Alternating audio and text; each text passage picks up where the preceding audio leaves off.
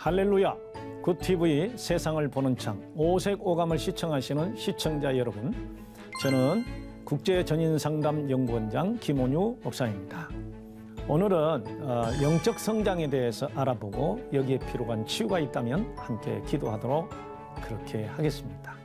오늘 성경에는 고린도전서 13장 8절에서 13절에 있는 말씀에 보니까 내가 어린아이일 때는 어린아이의 생각을 하고 말을 하고 어린아이처럼 행동을 하지만 어른이 되어서는 어린아이의 일을 버렸노라고 그렇게 사도 바울은 말씀하고 있습니다.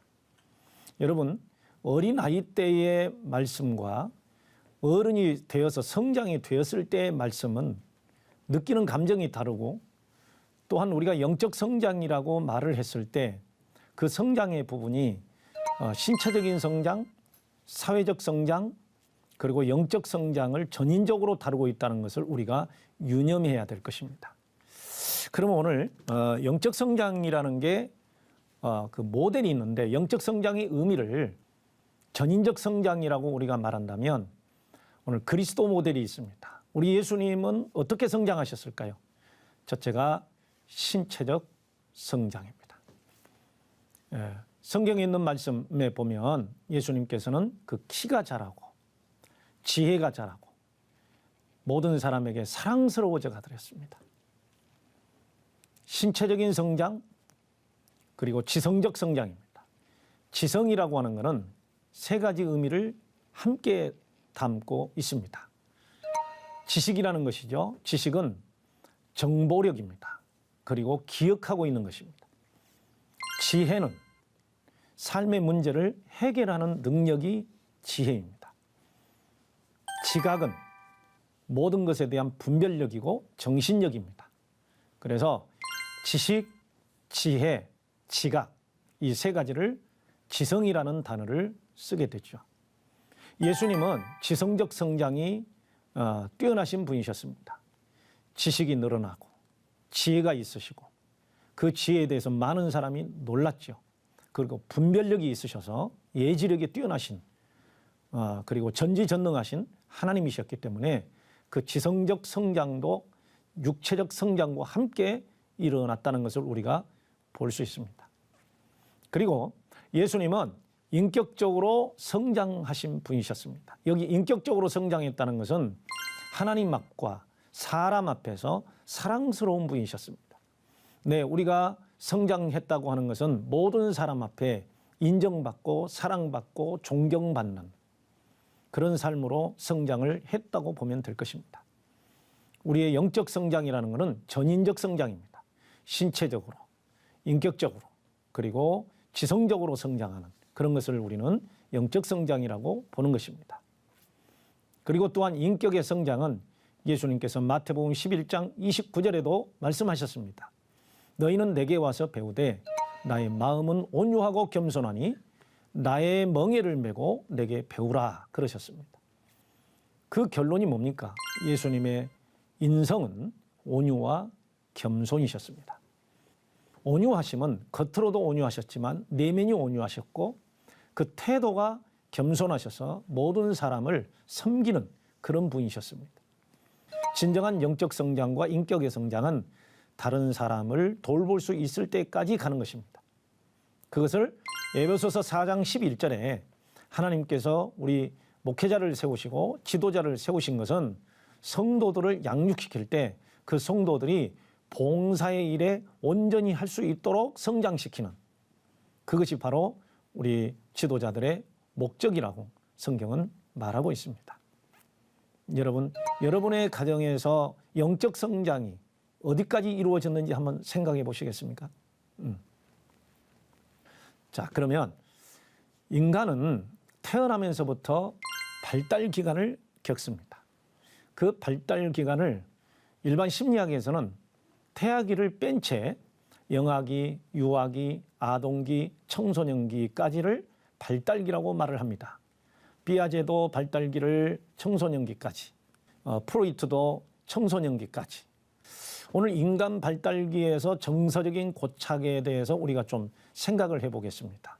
지난번에도 말씀을 드렸듯이 인간의 어린 시절에 고착된 인격을 우리는 성인아이라고 그렇게 이야기를 하게 된다면 만약의 경우에 태아기에 고착이 됐을 때는 어떤 문제가 생길까요? 예, 태아기, 어머니의 모태 속에 있을 때 아직 태어나지 않는 거의 100% 무의식 상태에는 그 어린아이에게 고착된 것은 자폐나 불안을 가져올 수 있습니다. 자폐아가 되는 그 동기나 그러한 원인에 대해서는 수많은 학자들이 유전성이 있다, 선천성이다 이렇게 이야기를 하는데 사실은 그 가운데는 태아기 때 가지고 있는 극심한 두려움에 고착이 될 때 오는 자폐성도 있다는 것을 우리가 알아야 합니다. 그 다음에 영아기에 고착됐을 때 어떻게 될까요? 예, 영아기에는 엄마에 대한 신뢰감 내지는 의심 이 두 가지가 생기는 그런 단계입니다. 그래서 편집성, 인격이 생길 수도 있고 신뢰감이 상실되는 그러한 경우도 생길 수 있습니다. 유아기에 고착됐을 때는 어떤 문제가 생길까요? 그때는 엄마하고 아빠하고 그리고 배변기이기 때문에 수치심을 가질 수도 있고 의사소통이 불통이 됐을 때 오는 여러 가지 엮이는 부분이 있지만 신경증적 수치심을 가질 수 있는 단계가 될 수도 있습니다. 그리고 또한 말이 늘어나고 유치원을 가고 초등학교를 다닐 때를 우리는 아동기라고 그러는데 그 아동기에 고착됐을 때 우리는 그때 열심히 얘들을 따라가고 성적을 높이고 그리고 자기가 스스로 할 수 있는 자율성이 늘어날 때 만약의 경우에 그렇게 되지 못한다면 열등감에 묻힐 수 있다고 그렇게 이야기를 합니다. 이것을 아동기 고착이라. 청소년기는 자기 정체성에 대한 불안, 미래의 기능에 대한 불안이 있기 때문에 사회성 문제와 충동성 인격을 소유할 수 있는 그런 기간이 될 수도 있습니다. 네, 이러한 정서적인 고착과 정서 질환 이런 것들을 우리가 발달 기간에 문제를 가지고 있다 그래서 발달기 심리학 이렇게도 이야기를 하죠. 그렇습니다. 영적 성장이라고 하는 것이 만약에 태아기처럼 100% 무의식 상태에서 어둠에게 잡혀 있다면 어떻게 될까요? 그리고 영아기의 영적 성장이 고착이 돼서 의심이 많고 믿음이 없고 신뢰감이 없는 상태에서 성경을 보게 된다면 과연 믿을 수 있을까요? 그리고 유아기에 고착이 돼서 자기 감정을 조절하지 못하는 신경증적 반응을 보이는 그래서 성경을 알지만 조절되지 않는 인격을 가진다면 또 어떻게 될까요? 그리고 또한 열등감이 많아서 항상 성경 말씀에 자신감, 하나님에 대한 신뢰감 이런 것을 통해서 자신감이 있어야 되는데 만약에 자신감이 없는 아동기를 겪는 것처럼 거기에 고착된 신앙이라면 어떻게 될까요? 청소년기처럼 혼란기 있는 것처럼 혼돈하고 하나님의 말씀과 삶에 대해서 정체성이 없는 그런 신앙이라면 어떻게 될까요? 여기에서 우리는 영적 성장의 전인성을 우리가 알 수 있을 것 같습니다. 자, 전에도 말씀드린 것처럼 존 브래드 쇼가 말하는 성인아이, 다시 말해서 영적 성장이 이루어지지 않는 그러한 인격장애를 반사회성 인격장애, 범죄자 유형입니다.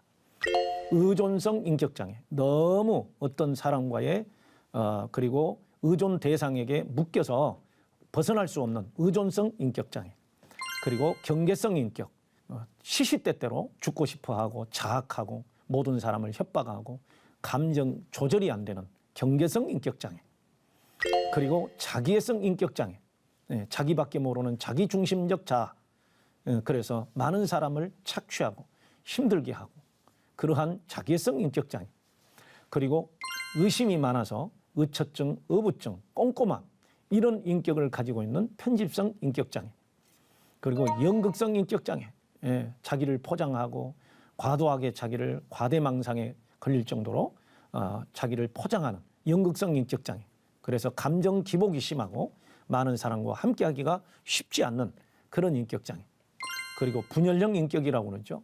자기 생각에 사로잡혀서 환청을 믿고 환신을 믿고 그리고 또한 이제 과대망상에 걸려있는 그런 사람들을 분열형 인격장애라고 그러는데 이러한 인격장애들을 가지고 있을 때 우리는 인격 성장이 안 돼 있다, 어린아이다 이렇게 이야기를 또 하고 있습니다.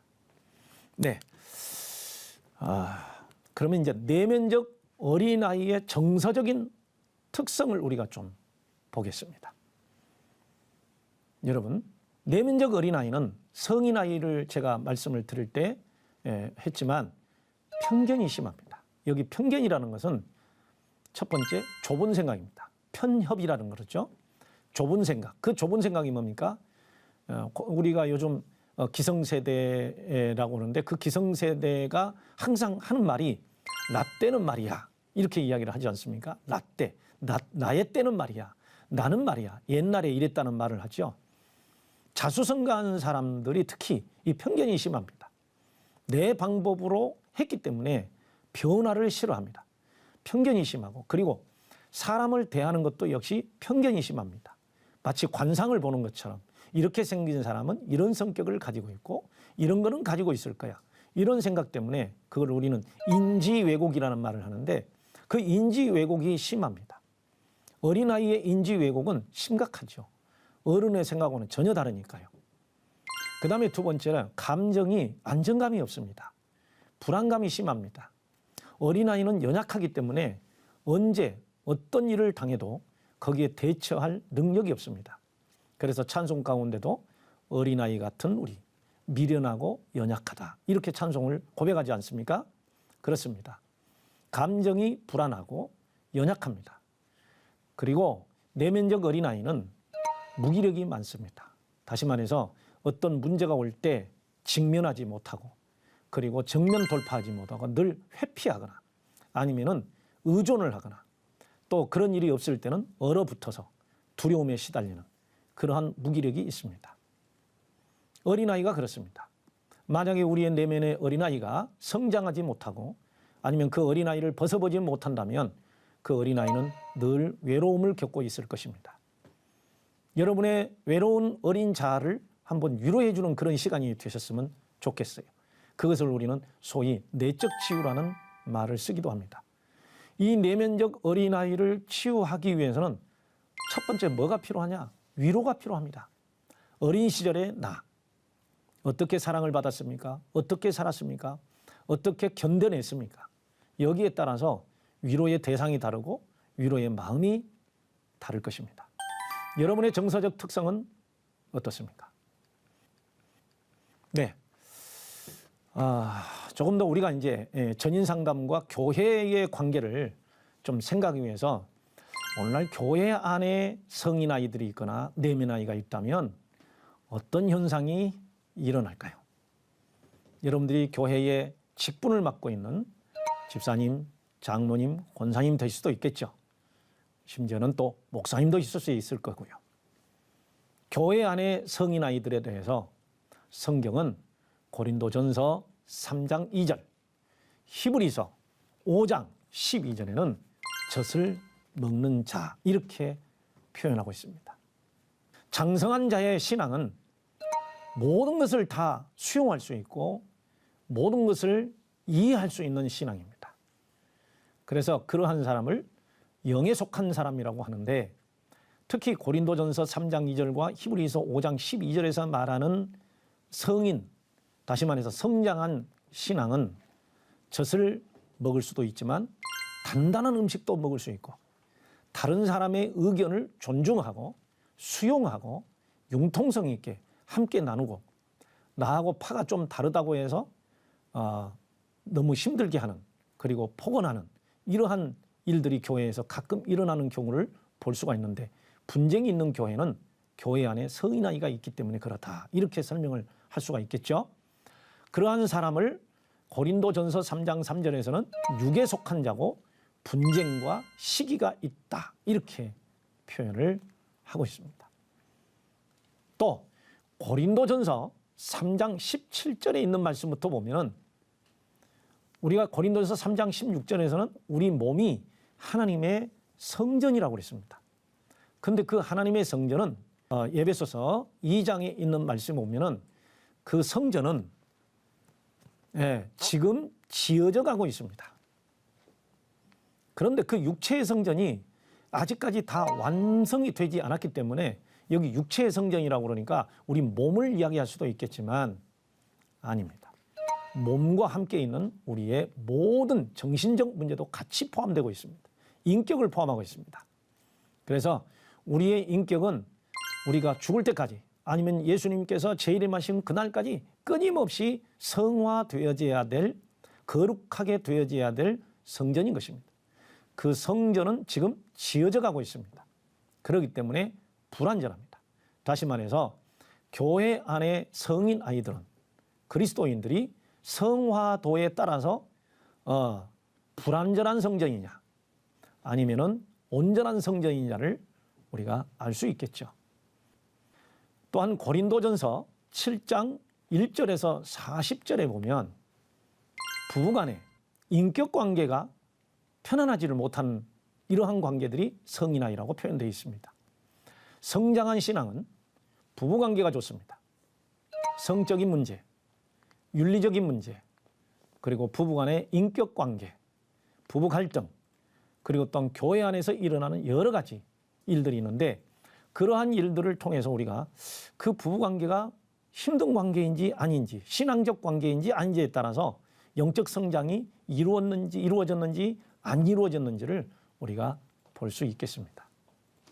그 다음으로 넘어가서 고린도전서 8장 7절에 보면은 성장한 신앙은 악한 예습관이 있는데, 고린도전서 8장은 이제 고린도 교회가 우상숭배가 있는 그런 지역이기 때문에 아직도 그 우상숭배의 습관을 가지고 교회에 들어와서 온전히 거룩해지지 못한 상태를 말하기 때문에 우상숭배의 습관을 가지고 있다고 하는 것 보니까 에베소서 4장 22절과 나눈다면 악습관을 벗어버리지 못한 상태가 바로 교회 안의 성인아이라고 그렇게 표현할 수가 있겠습니다.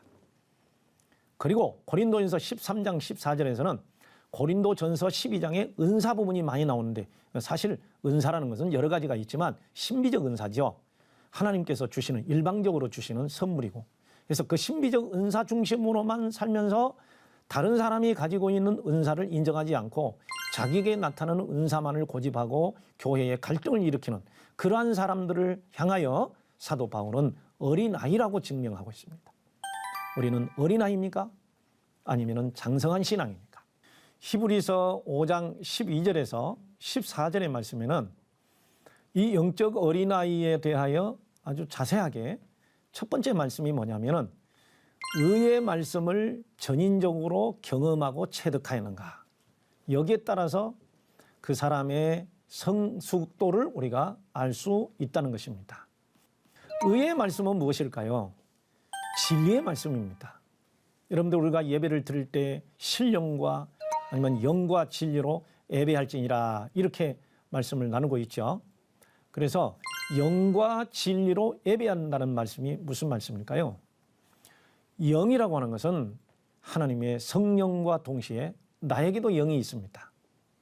여러분 영은 고린도 전서 2장 10절에 있는 말씀 보니까 우리의 영은 우리의 사정을 잘한다고 하니까 우리의 마음이거든요.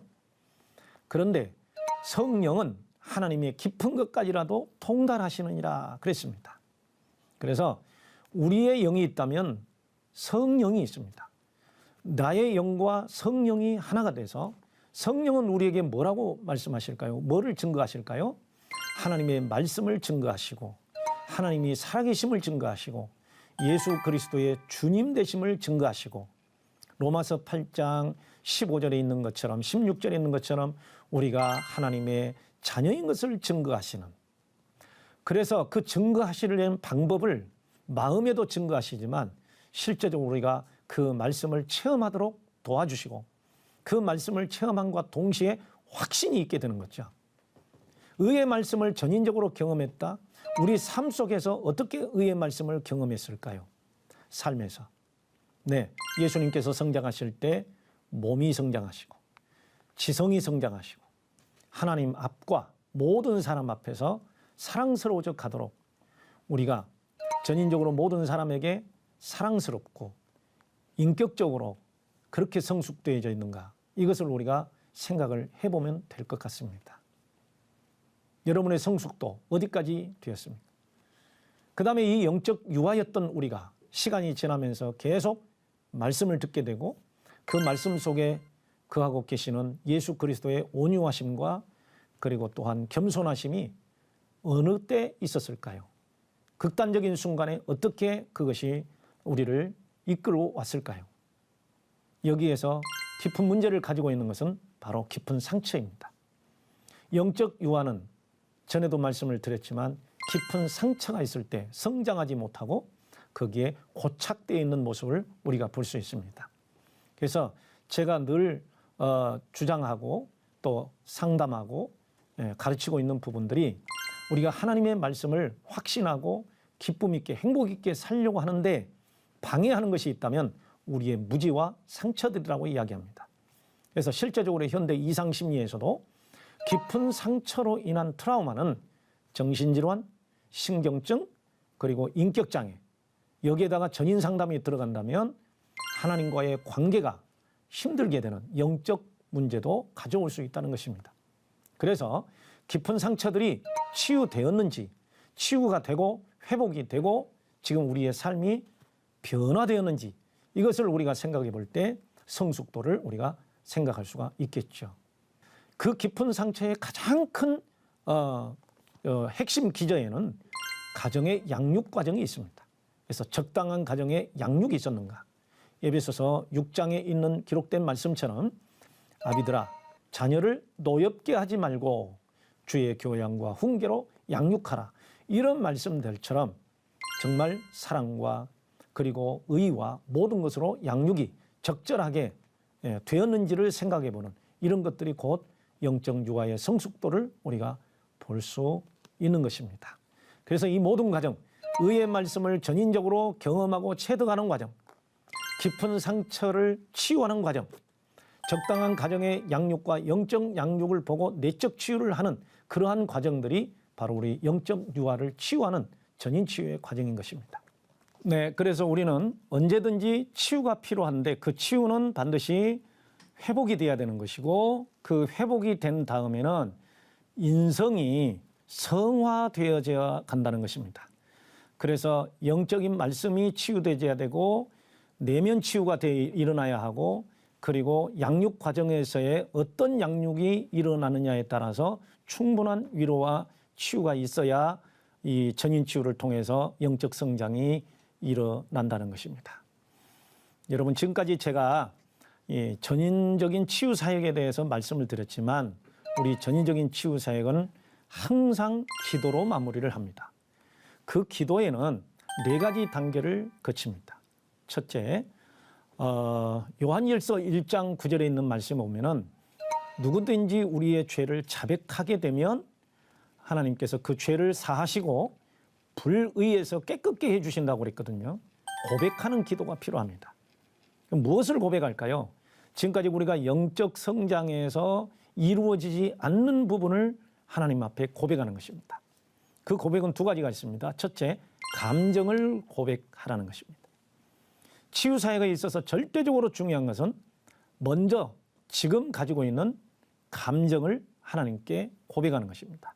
특히 야고보서 5장에 있는 말씀에 보면은 너희 중에 즐거워하는 자가 있느냐, 행복한 자가 있느냐 이렇게 말할 수 있겠죠. 행복한 사람은 찬양할 것이고 죄가 있는 사람은 죄를 고백할 것이고 몸이 아픈 사람은 장로를 초청하고 장로는 기름을 바르고 위하여 기도할지니라 이렇게 되어 있거든요.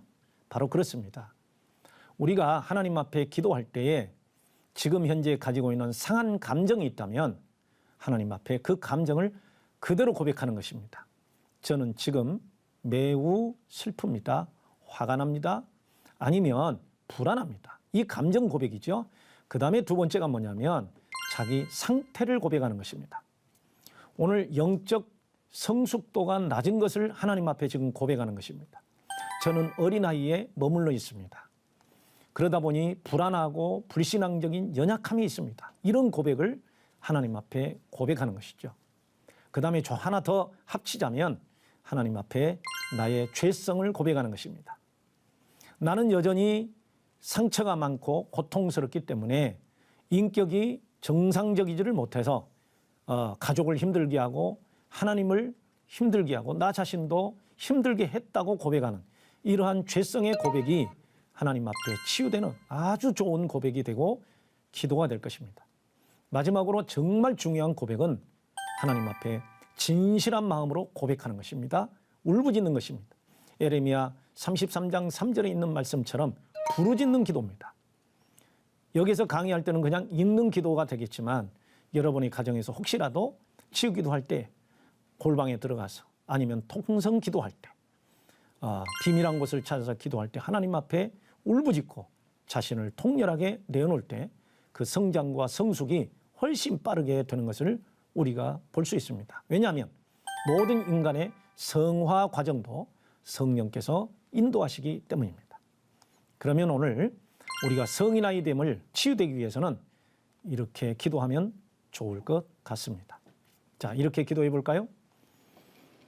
주님, 제가 성령의 인도하심을 받아 예수님을 믿게 하시고 여기까지 성장하게 하심을 감사드립니다. 하지만 저는 아직도 인격의 성숙함이 부족합니다. 깊은 상처로 인해 불안과 불신앙적인 연약함이 있습니다. 제 자신만을 생각하다 보니 사랑하는 방법도 열정도 약합니다. 의의 말씀이 경험되지 않아서 영적인 성장이 늦어진 것을 고백합니다. 저의 믿음이 없는 것을 도와주시옵소서. 이제 저의 전 인격을 주님의 십자가 앞에 맡깁니다. 예수님의 이름으로 기도드립니다. 아멘. 하나님의 말씀으로 세상을 이해하고 바라보는 마음의 창이 여러분 안에 열리기를 소망하며 이 시간 마치겠습니다. 감사합니다.